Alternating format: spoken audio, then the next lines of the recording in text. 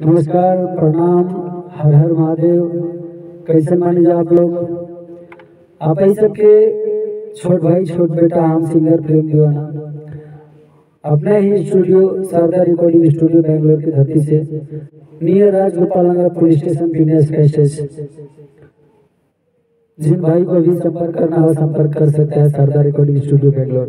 आप आइए, आपको एक छोटा सा सॉन्ग गा के सुना रहे हैं अपने इस वीडियो के माध्यम से और स्टूडियो के माध्यम से।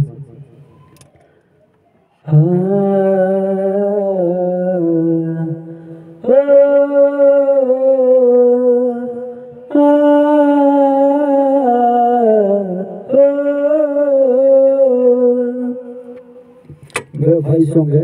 अगर आप सबको अच्छा लगेगा तो हमारे चैनल को सब्सक्राइब, लाइक और कमेंट करके जरूर बताइएगा कि कैसा लगा ये गीत। आप सबके बीच एक भेज रहा हूँ, छोटा सा प्रयास है। और अपन लगवा देख के कहे को दलायन देखा हो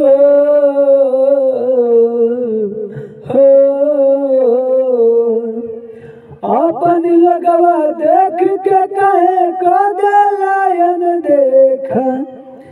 बाबा देखी नाथ के रेखा जिंदगी काटी कौना लेखा।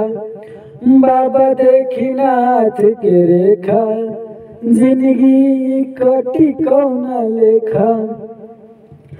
अरे अपन लगवा देख के कहे को दलायन देखा हो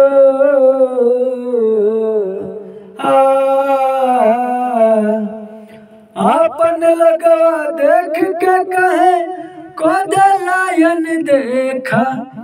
बाबा देखी नाथ के रेखा जिंदगी काटी कौना लेखा।